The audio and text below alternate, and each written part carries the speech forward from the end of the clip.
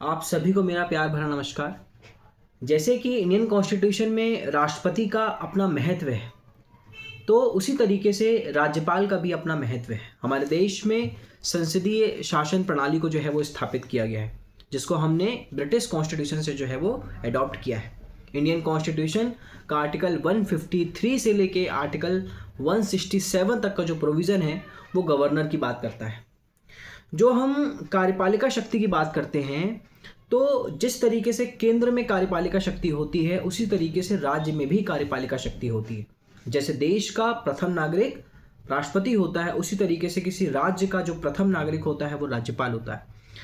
आमतौर पर देखा जाता है कि जो भी शक्ति केंद्र में राष्ट्रपति के पास है, वही शक्ति राज्य में जो है वो राज्यपाल के द्वारा एक्सरसाइज की जाती है।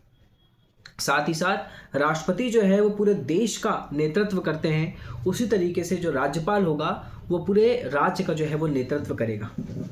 कहने का मतलब ये है कि जिस तरीके से केंद्र में जो राष्ट्रपति होते हैं वो नामात्र के कार्यपालिक अधिकारी होते हैं, वास्तविक शक्ति प्रधानमंत्री के पास होती है, उसी तरीके से राज्य में भी जो वास्तविक शक्ति है वो मुख्यमंत्री के पास होती है, लेकिन राज्य का जो संवैधानिक प्रमुख होता है वो राज्यपाल को कहा गया है। राज्य में उपराज्यपाल जैसा कोई भी पद नहीं होता। राज्यपाल राज्य का संवैधानिक प्रमुख है और ऐसा तक देखा जाता है कि वो केंद्र सरकार के प्रतिनिधि के रूप में कार्य करता है। कहने का मतलब यह है कि वो राज्य का राज्यपाल भी है और केंद्र सरकार का रिप्रेजेंटेटिव भी है स्टेट में।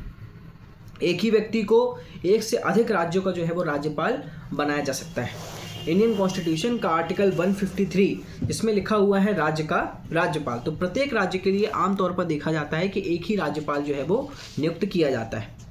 इसी में एक अमेंडमेंट हुआ था आर्टिकल 153 में, 7th कॉन्स्टिट्यूशन अमेंडमेंट 1956, जिसमें ये जोड़ा गया था कि 2 या अधिक राज्यों के लिए भी एक ही राज्यपाल हो सकता है। मतलब ऐसा कोई नियम नहीं है कि एक राज्य के लिए एक राज्यपाल ही होगा, 2 या अधिक राज्यों के लिए भी एक राज्यपाल हो सकता है। 7th कॉन्स्टिट्यूशन अमेंडमेंट 1956 से ये प्रावधान जो है वो हमारे कॉन्स्टिट्यूशन में ऐड किया गया था। आर्टिकल 153 में उल्लेख किया गया है कि राज्य की कार्यपालिका शक्ति राज्यपाल में निहित होगी। इन शक्तियों का प्रयोग वह स्वयं करेंगे और अपने जो अधीनस्थ अधिकारी हैं उनकी सहायता से वो इन शक्तियों का जो है वो उपयोग कर सकते हैं। राज्यपाल की नियुक्ति आर्टिकल 155 के अंतर्गत की जाती है।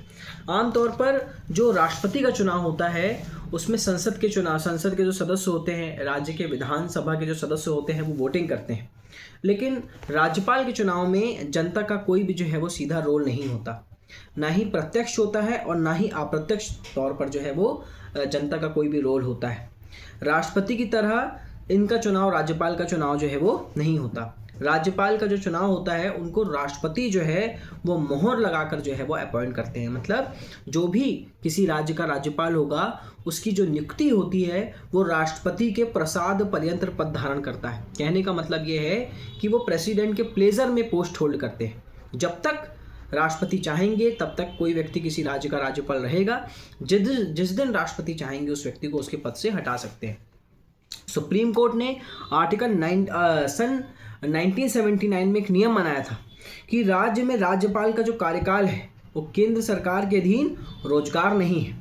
यह एक स्वतंत्र संवैधानिक कार्यालय है और केंद्र सरकार के अधीनस्थ नहीं है। 1979 में जो है वो सुप्रीम कोर्ट के द्वारा ये कहा गया था कि राज्यपाल का जो पद है वो स्वतंत्र है, वो केंद्र सरकार का एजेंट नहीं है, वो एक संवैधानिक पद है और केंद्र सरकार के अधीन वो काम नहीं करता।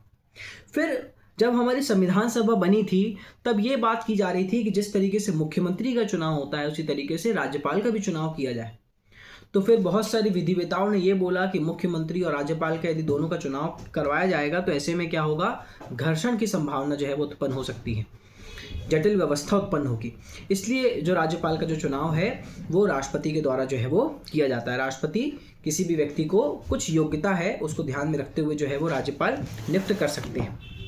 इंडियन कॉन्स्टिट्यूशन के आर्टिकल 155 में राज्यपाल की नियुक्ति के संबंध में प्रावधान दिया गया है कि राज्य के राज्यपाल को राष्ट्रपति के द्वारा जो है वो नियुक्त किया जाता है।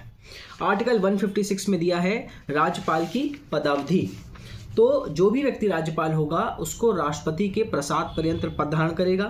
यदि राज्यपाल 5 साल के अंदर, उनका टेन्योर जो होता है राज्यपाल का वो 5 ईयर होता है, यदि वो 5 साल के अंदर यदि अपना त्याग पत्र देना चाहते हैं तो वो राष्ट्रपति को संबोधित करके अपना त्याग पत्र दे सकते हैं। साथ ही साथ आर्टिकल 157 में राज्यपाल की नियुक्ति की क्वालिफिकेशन दी गई है कि क्वालिफिकेशन क्या होती है। यदि कोई व्यक्ति राज्यपाल बनना चाहता है तो उसके लिए क्या क्वालिफिकेशन है। तो पहली बात तो यह है कि वो भारत का नागरिक हो और 35 साल की आयु पूरी कर चुका हो और ऐसी कोई भी विशेष योग्यता का उल्लेख कॉन्स्टिट्यूशन में नहीं किया गया है। साथ ही साथ ये देखा जाता है कि जिस राज्य में राज्यपाल नियुक्त किया जा रहा है आमतौर पर वो व्यक्ति उस राज्य का स्थायी निवासी नहीं होना चाहिए। कहने का मतलब ये है कि वो व्यक्ति बाहरी होना चाहिए। इसका मतलब ये है कि बाहरी व्यक्ति को राज्यपाल बनाने का मतलब, मध्य प्रदेश में किसी को राज्यपाल बनाना है तो वो यूपी या बिहार या बाहर का हो, गुजरात का व्यक्ति यहाँ पर जो है वो फॉर एग्जांपल राज्यपाल बन सकता है। वो इसलिए बनाया जाता है कि उसका स्थानीय राजनीति से जो है वो ज़्यादा कोई संबंध ना हो। साथ ही साथ जब राज्यपाल की नियुक्ति जो है वो राष्ट्रपति के द्वारा की जाती है तो राष्ट्रपति के लिए ज़रूरी होता है कि वो एक बार कम से कम संबंधित राज्य के मुख्यमंत्री से जो है वो सलाह मशवरा जो है वो कर लें। इंडियन कॉन्स्टिट्यूशन के आर्टिकल 158 में दिया हुआ है कंडीशन ऑफ गवर्नर और ऑफिस, है ना। राज्यपाल की पद के लिए शर्तें क्या है, तो जो भी व्यक्ति राज्यपाल का पद धारण करेगा वो संसद या राज्य के विधानमंडल के अंतर्गत कोई भी लाभ का पद धारण नहीं कर सकता। यदि ऐसे किसी व्यक्ति को राज्यपाल बनाया जाता है जिसने पहले से कोई पद को धारण किया हुआ है तो जिस दिन वो राज्यपाल के रूप में शपथ लेंगे उनका सभी पद जो है वो खाली हो जाएगा। राज्यपाल को क्या वेतन दिया जाएगा, क्या उपलब्धियां भत्ते होंगे, वो सब संसद के द्वारा जो है वो समय समय पर तय किया जाता है। हालांकि यदि एक व्यक्ति को 2 राज्य का राज्यपाल बना दिया जाता है तो उनको दोनों राज्यों से अलग अलग वेतन नहीं दिया जाएगा। यदि कोई व्यक्ति एक ही व्यक्ति है, फॉर एग्जांपल आनंदीबेन पटेल जी जो मध्य प्रदेश और उत्तर प्रदेश दोनों की राज्यपाल थी, तो उनको दोनों से अलग अलग वेतन नहीं मिलेगा। आधा वेतन मध्य प्रदेश से मिलेगा और आधा वेतन उत्तर प्रदेश गवर्नमेंट से उनको दिया जाएगा। इस तरीके की व्यवस्था की गई है। अब आर्टिकल 159 में आते हैं हम शपथ कि राज्यपाल को नियुक्त तो राष्ट्रपति करते हैं, हटाते भी इनको राष्ट्रपति हैं। शपथ कौन दिलवाता है, तो राज्यपाल को जो शपथ होती है वो chief justice of high court के द्वारा दिलाई जाती है। राज्य के उच्च न्यायालय का जो मुख्य न्यायाधीश होगा उनके द्वारा उनको शपथ दिलवाई जाएगी। यदि मुख्य न्यायाधीश किसी कारण से अपने पद में नहीं है तो हाई कोर्ट का, उस संबंधित हाई कोर्ट का जो भी ज्येष्ठतम न्यायाधीश होगा उसके द्वारा जो है वो शपथ दिलवाई जाएगी। यदि राज्यपाल अपने पद में किसी कारण से नहीं है या वो उनकी डेथ हो गई है या वो किसी भी कारण से अपने पद में नहीं है तो उन परिस्थितियों में जो राज्य के जो उच्च न्यायालय का जो मुख्य न्यायाधीश होता है वो एज अ कार्यवाहक राज्यपाल के रूप में जो है वो काम कर सकता है। अब क्या हमारे देश में कोई व्यक्ति किसी राज्य का राज्यपाल केवल एक ही बार बन सकता है क्या, तो ऐसा बिल्कुल नहीं है। यदि राष्ट्रपति ने किसी व्यक्ति को किसी राज्य का राज्यपाल नियुक्त किया है तो उसके 5 साल के अंदर उसको दूसरे राज्य में भी जो है वो बचे हुए समय के लिए राज्यपाल के रूप में भेज सकते हैं। जैसे कोई व्यक्ति मध्य प्रदेश में 5 साल के लिए राज्यपाल नियुक्त हुआ तो उसको 3 साल के अंदर या 2 साल के अंदर हम उसको दूसरे राज्य में भी जो है वो ट्रांसफ़र किया जा सकता है। साथ ही साथ उस व्यक्ति को दोबारा भी क्या है कर सकते हैं, उसको राज्यपाल बनाया जा सकता है जब तक, और राज्यपाल तब तक अपना पद धारण करके रखेंगे जब तक कि उनका उत्तराधिकारी जो है वो अपना पद धारण नहीं कर लेता। अब हम समझते हैं कि राज्यपाल की शक्तियाँ क्या है। तो सबसे पहले राज्य सरकार के सभी जो कार्य होते हैं औपचारिक रूप से वो राज्यपाल के नाम से ही किए जाते हैं। राज्य सरकार के जो भी लेन देन होते हैं, है ना, राज्य सरकार जो भी पैसे का लेन देन करती है या जो भी प्रशासनिक काम करते हैं वो सभी राज्यपाल की निगरानी में किया जाता है। मुख्यमंत्री और अन्य मंत्रियों की नियुक्ति जो है वो राज्यपाल के द्वारा ही की जाती है। मुख्यमंत्री को शपथ दिलवाने का काम राज्यपाल के द्वारा ही किया जाता है और जो भी अन्य मंत्रियों की नियुक्ति होती है वो मुख्यमंत्री की सलाह पर राज्यपाल के द्वारा ही की जाती है। राज्य में महाधिवक्ता की जो नियुक्ति की जाती है आर्टिकल 165 के अंतर्गत, जिस तरीके से केंद्र में अटॉर्नी जनरल होता है उसी तरीके से स्टेट में एडवोकेट जनरल होता है, जो राज्य सरकार का क्या करता है, एज ए रिप्रेजेंटेटिव होता है, लीगल एडवाइजर होता है। तो जो राज्य का महाधिवक्ता होता है उसकी नियुक्ति जो है वो राज्यपाल के द्वारा की जाती है और राज्यपाल के प्रसाद पर्यंत पद धारण करता है महाधिवक्ता। साथ ही साथ राज्य निर्वाचन आयोग के जो अध्यक्ष होते हैं, सदस्य होते हैं, राज्य लोक सेवा आयोग के अध्यक्ष सदस्य होते हैं, सबकी नियुक्ति जो है वो राज्यपाल के द्वारा की जाती है। यदि कभी ऐसी परिस्थिति उत्पन्न हो जाए कि राज्य की जो जनता है वो संविधान का पालन नहीं कर रही है, संविधान के अनुसार चल नहीं रही है, तो इंडियन कॉन्स्टिट्यूशन के आर्टिकल 356 के अंतर्गत राज्यपाल के पास ये शक्ति है कि वो राष्ट्रपति से आग्रह कर सकते हैं कि वो उस राज्य में राष्ट्रपति शासन जो है वो लगा दे। इस बात की मांग जो है वो राज्यपाल के द्वारा की जाती है। साथ ही साथ वह राज्य के विश्वविद्यालय का कुलपति भी हो सकता है ना। अब उसकी विधायी शक्ति क्या है, तो विधायी शक्ति की यदि हम बात करें तो सबसे इंपॉर्टेंट राज्यपाल की जो शक्ति है वो है ऑर्डिनेंस जारी करने की शक्ति।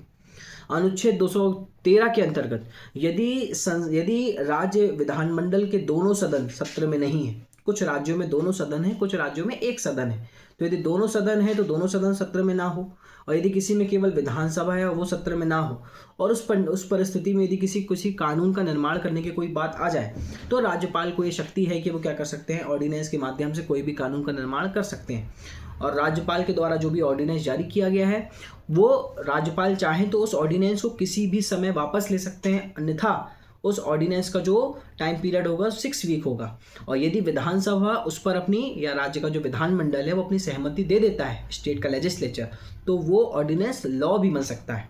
साथ ही साथ यदि ऑर्डिनेंस एक बार जारी कर दिया गया और ऑर्डिनेंस को ध्यान में रखते हुए कोई रूल रेगुलेशन बना दिए गए, कोई कार्य कर दिए गए, तो बाद में भले ही ऑर्डिनेंस जो है वो वापस हो जाए या ऑर्डिनेंस को खारिज कर दिया जाए, उसके बाद भी उस ऑर्डिनेंस के माध्यम से जो काम किया गया है वो जो है वो ख़त्म नहीं होगा।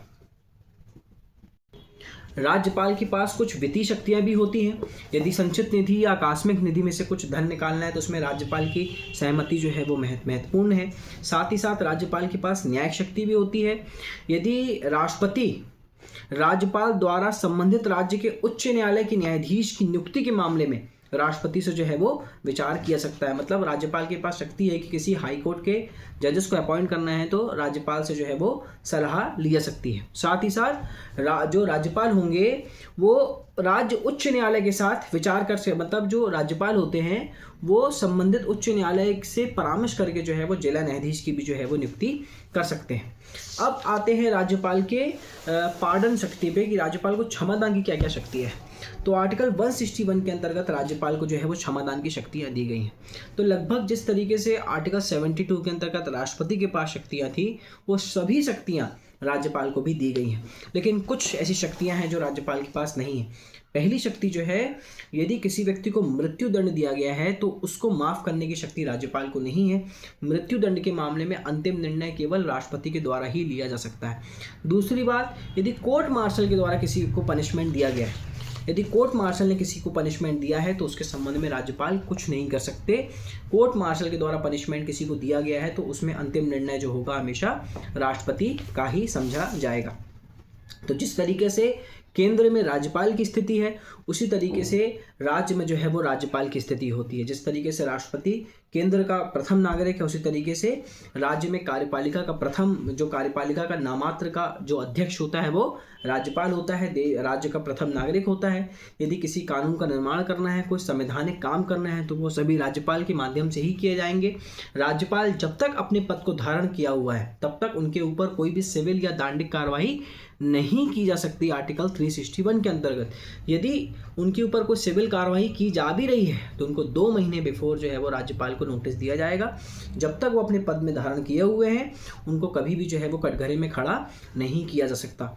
यदि आपको मेरा लेक्चर अच्छा लगा हो तो लाइक करिए, कमेंट कीजिए, बेल आइकन पर क्लिक कीजिए, और यदि कुछ कमी हो तो मुझे प्लीज़ कमेंट बॉक्स में बताइए। धन्यवाद।